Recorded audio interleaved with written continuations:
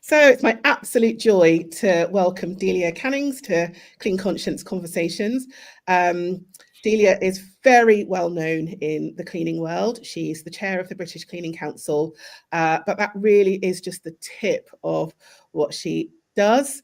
She's had a prolific career within the industry, and hopefully some of our questions will unpack some of what she is able to share. So without further ado, welcome, Delia. Welcome is very nice, and thank you, Antoinette, for inviting me to speak to you and your followers. Thank you very much. So I'm just going to kick off with a quick question. Like, how did you get into cleaning and the facilities management industry? Well, to be honest with you, it's my love of fashion. I absolutely was consumed with shopping and fashion when I was very young. And I thought, well, let me get a little part-time job that can supplement my need. And I was working in hotels weekends and earning a little salary that enabled me to shop. And I used to shop in a place called Chelsea Girl. So those of us that are old enough will remember Chelsea Girl. Chelsea Girl, yeah. So hardcore Chelsea Girl shopper. And that got me going. So, but then I just developed a real passion for the industry, a real love of cleaning and spaces that were conducive to looking nice smells, organised, and that's how it started. So I thought, well, let's make this a bit of a career. I went from hotels to hospitals, and kind of did a bit of work in hotels, bit of work in hospitals. And then I went to college because I thought, I'm going to have to make this cleaning a bit of a career, because it seems as though it's not very well recognised. And although I worked in places for lengths of time, people would refer to me by the colour of my overall, the girl in the green overall, the girl with the long hair. And I thought, oh, hang on a second, this is quite scientific stuff. So found out there were some courses available, Sitting Guilds courses, got myself on them, did a bit of training and thought, wow, who'd have known there was so much in dust? So took it from there, took it the full length that I possibly could while my boys were young. And then as they got older, went after positions that were a little bit more conducive to being able to promote what I believed in. And so went from operator to supervisor to manager to director. And then ultimately, hey ho, running my own little business. But I'm still the toilet cleaner. I clean a mean toilet. I never forget where I came from or my roots. Absolutely. I actually found myself on a site visit the other day, getting my elbows dirty and cleaning a sink and then a loo. So that part never changes, does it? It's for sure. Good to get your hand in every now and then. You do. So, I mean, you've had various roles over the years.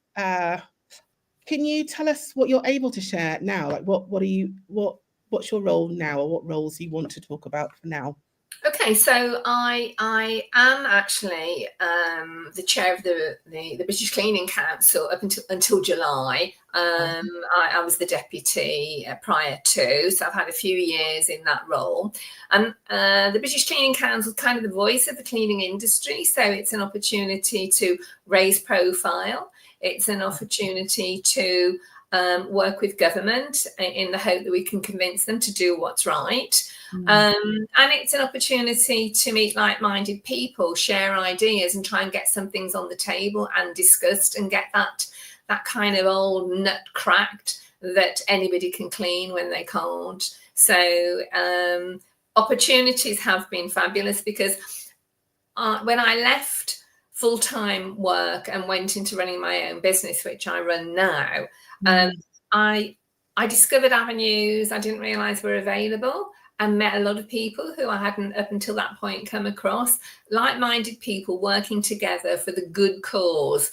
It's a passion of mine, so that our voice is heard. And so I was able to use that I've developed over the years, both working for industry and working on behalf of industry, to make a difference and to make some points, and to maybe speak quite loudly on occasions and have sharp teeth on other occasions. But, it's working. Well, you've definitely been a great inspiration for me. I always love to see anyone shouting out loud and advocating for an industry, but to see a woman in that position as well is particularly encouraging for, you know, another woman striving the same. So yeah, maximum respect to you. Thank you. So you've been a really strong advocate for professionalising the cleaning industry. What would you say are some of the biggest misconceptions about cleaning as a career? I think that the fact that it is still not recognised as a skilled occupation. I think that education and training is secondary on most people's budgets, and there's a view that anyone can clean, and actually, you know, recognised, trained cleaning staff are credible and will take your business to heights that maybe you don't realise. I think sometimes at a senior level within some of our organisations, those people at those higher levels in management positions really would benefit from having the grassroots training. So what they're asking for is actually doable because they've tried it themselves. But there are a number of things, but I think everything comes back to education and training. And for education and training, we have to have government support. And clearly government support is not always readily available because, dare I say, that government have not really recognised the value of the environmental ninja, the cleaning operative. Even since COVID and the whole key worker status? So that's when they started to listen to us a little bit, but not to the extent that we feel we've won the battle. We are still battling. You know, during COVID, it was very prevalent and there was quite a lot of interaction. However, since COVID, it's kind of died a little bit of a death, and we're fighting that battle. And we had an APPG created, which was closed down. So we're now looking to reinstall that APPG under another name, but we still need to fight the good fight. So it hasn't gone away. The pandemic might have gone away, but the opportunistic bacteria and the microorganisms and the concerns of the future are still there. And so we need to be ready. We need to be able to create a resilient UK. And we can only do that if we can train our people, recognise the value they bring to the table, and get the government to put their hand in the pocket to pay for it. Brilliant summary. Yes. Is all I've got to say to that. So many thoughts about that. One thing I really agree with you. I'm cleaner number one in my business, and as you heard, I still pitch my hand in from time to time. But all of my admin team are homegrown, and if they're not, and also there's one that is not, they have held cleaning operative positions before. Because I absolutely agree, unless you can understand what you're asking your colleagues to do in the field with the materials that they've got in the time that's presented to them, you will never comprehend the stresses and strains and compromises that are being asked of them in the field. So I was really glad that you brought that up. Thank you. Yeah. I agree. I've got a question about recruitment. In your opinion, has it changed over the years? And are there any challenges that businesses today might particularly face? I think that recruitment has changed on a number of fronts. I mean, we've never known a time when the DBS is so vital and so long-winded and so capable of denying somebody the opportunity to access employment because they haven't got it, or it's taken a long time to get it, or by the time they get it, the job is gone and the employer doesn't wait. So I think that has had an impact. We are fractured as an industry at the moment in terms of staff vacancies. We haven't got enough people to fill those vacancies. And we do run the risk sometimes of employing for the wrong reasons. And that has massive ramifications.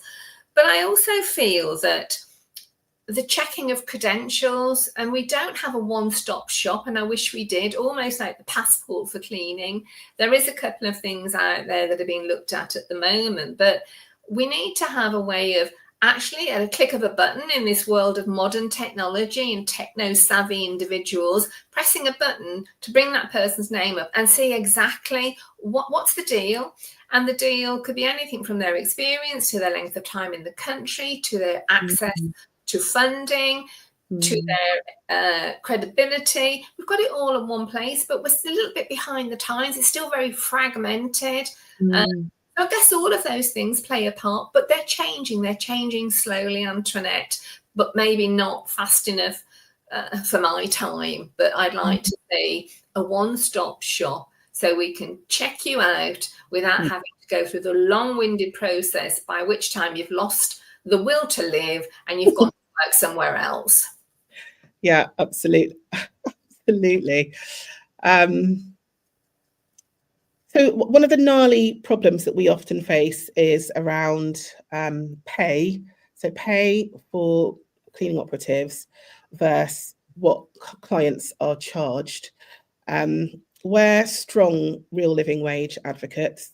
We believe that without a real living wage, people just can't thrive in a situation, particularly in London.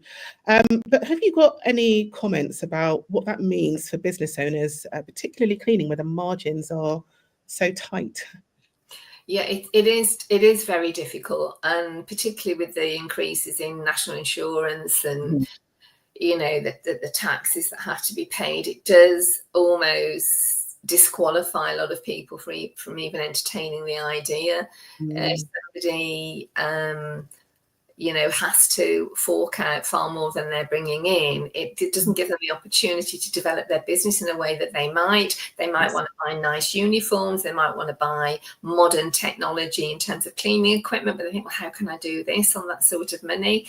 My own view is that where there is a willingness for employers to engage their staff in training, I think there should be almost a point system that when they do certain training will help to create a resilient UK, that they should have some form of recognition for doing that, and whether that would be via lower taxes, less insurance, or a bonus of some description. I mean, the levy is a fund that's paid into by big employers.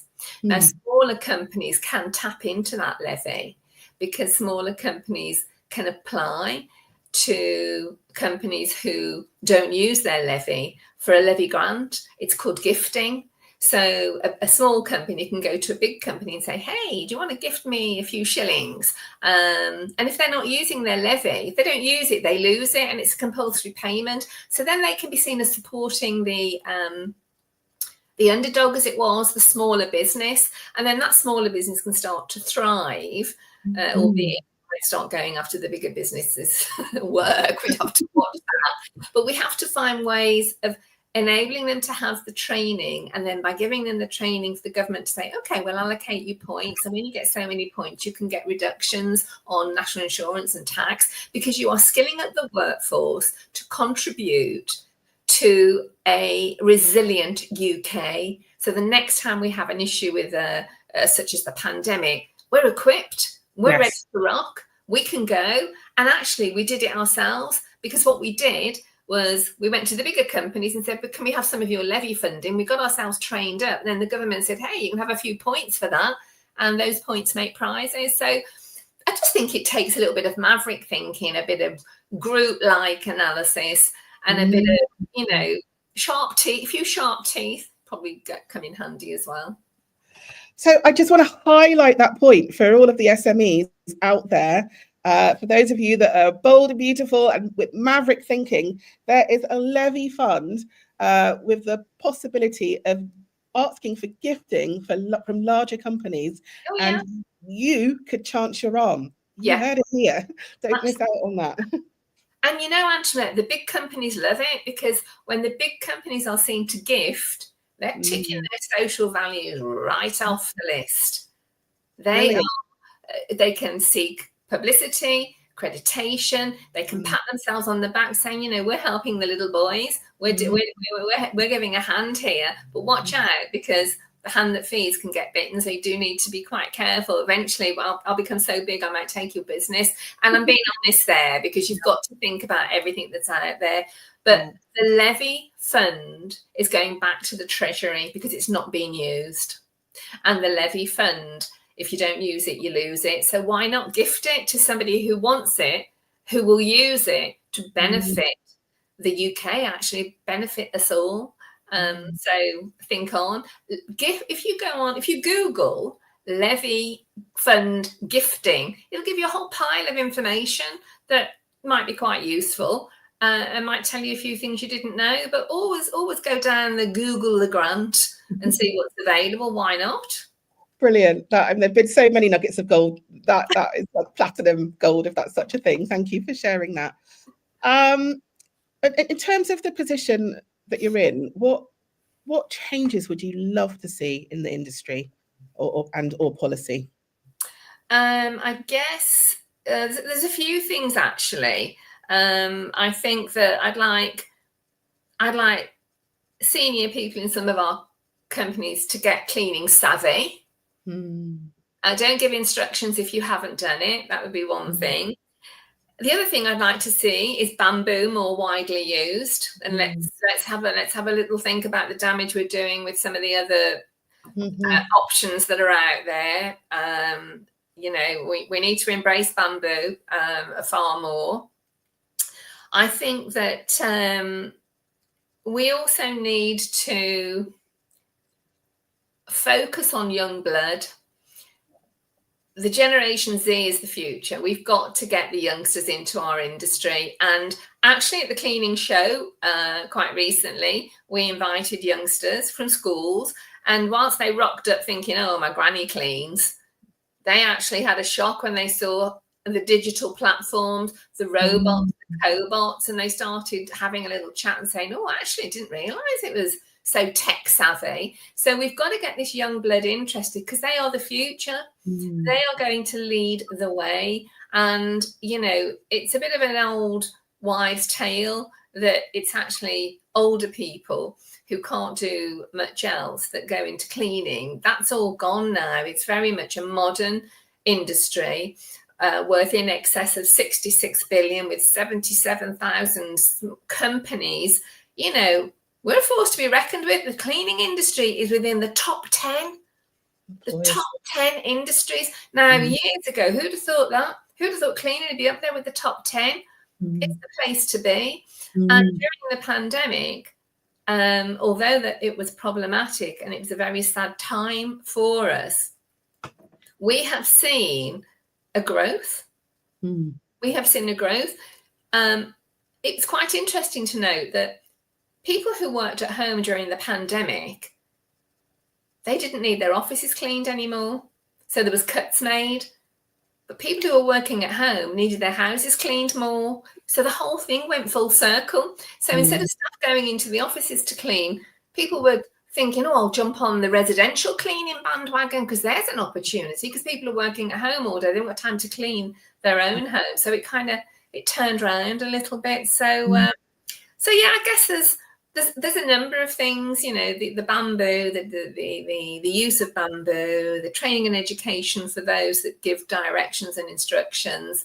I think the technical savvy, the robots, the cobots. I just think there's so much out there, but the young blood, let's get the young blood in. Let's make them see our industry sexy and glamorous and wanting to be with us. We know it is, Antoinette. I mean, you're one of those glamorous women that I have ever come across. So you maintain that mantra, that it is an industry where we are classy, we have glamour, we have knowledge, education, passion, vitality, integrity.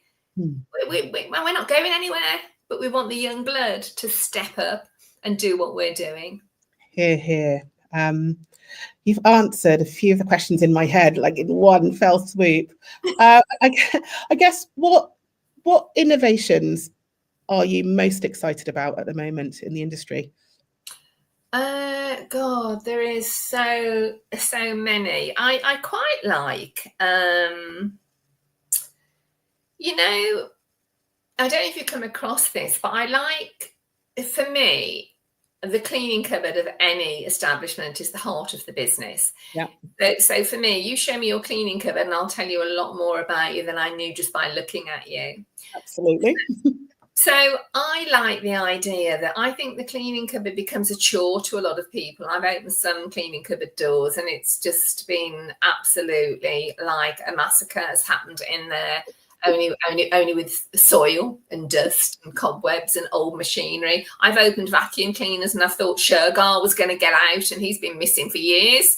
So, I'm thinking, oh my gosh. But what I've noticed that forward-thinking companies, they're having everything transferred now digitally. So you can go into a cleaning cupboard and there'll be a little iPad sitting on the wall. You put your fingerprint on it, it knows you're there. You put a couple of numbers in, and you can read what stock's in there, when the machines were last maintained, what's the date on the cosh. You can use the Q codes to scan rather than start fiddling through files and touching things and what have you. So I think this sort of innovation of everything accessible at a fingertip is phenomenal.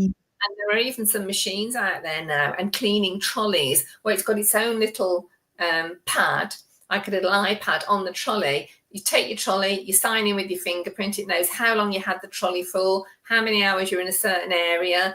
Wow.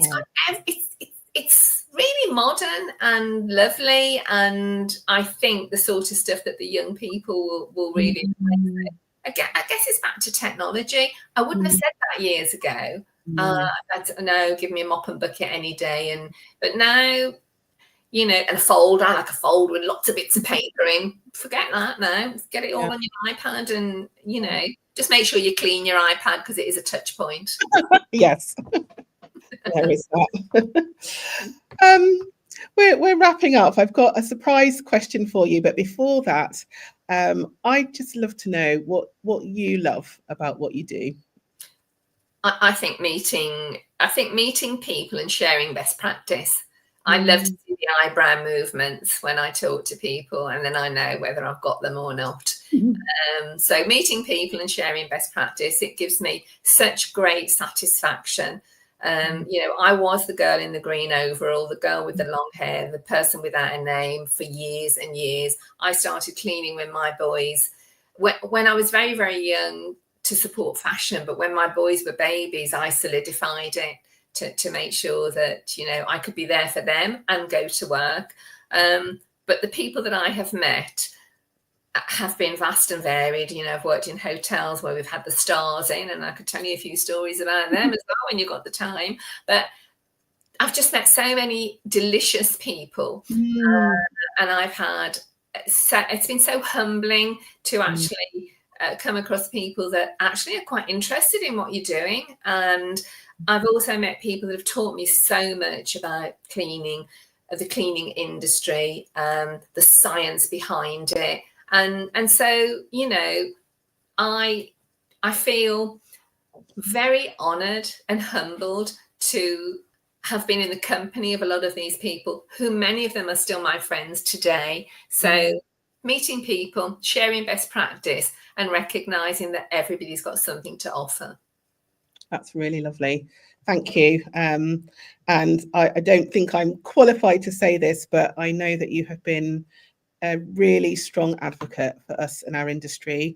I guess one little question beyond that, what are you doing beyond July? Because we're really going to miss having such a force of nature representing us in this capacity. Well, obviously we all kind of step back at some point, and you have to kind of just get a little bit of a work-life balance. So I guess that it would be very difficult to walk away completely. So I'll still keep a hand in, and I will still support the industry, and I might be lucky enough to be invited to the odd gig, which I will go to. But I think as I head for that pasture that is a little greener, I will always have an eye on the one that I've left, and hopefully be able to contribute still for a while. So although it's a sliding out, it's not a complete withdrawal, but ultimately it will be, because, I've got 9 grandchildren and I want to spend some time with them. And I've also got an aging mother who I love to spend some time with her. So, and actually I want to do nothing for a bit, if the truth be known. Really? Shock, horror, gasp. Yeah, well deserved.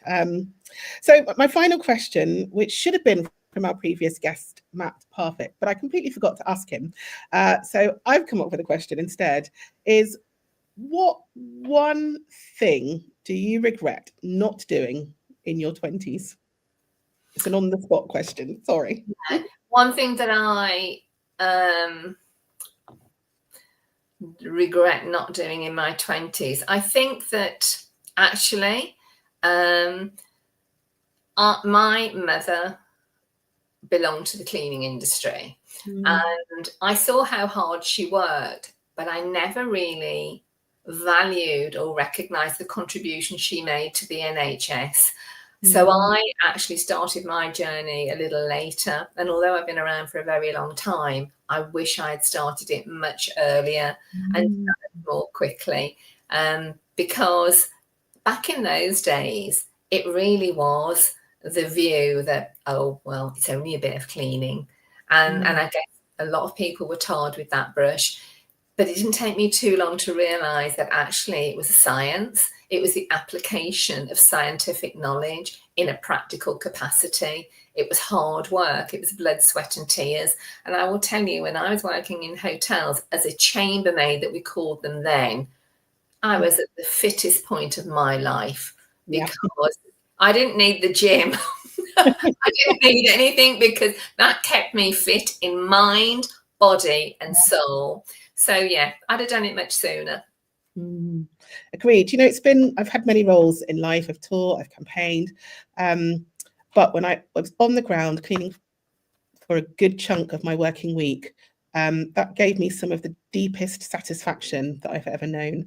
I'd lie down at night and think, oh, that person is just about to discover this tiny little thing that I've hidden away for them to find, or that office is going to kick in, lights are going to go off tomorrow, and they're going to enjoy a sparkly cleaning day. There's something deeply satisfying about this role and all that it embodies as you gather colleagues, as you learn about techniques, equipment, and totally agree. The more people that could be in this industry with a passion for it, with precision, with progressive mindset, the better we as an industry and the country as a whole will be. I think you make a perfect point there. You know, it's those little things that make the difference. And long after you're gone, if that person remembers what you did, then you've made your mark. And I think that's quite important. Well, Delia, you have been an absolute joy. Thank you so much for making the time. I know your time is limited and precious, so we don't take this lightly. Thank you very much. Thank you, Antoinette. All the best, and speak to you soon. Bye-bye.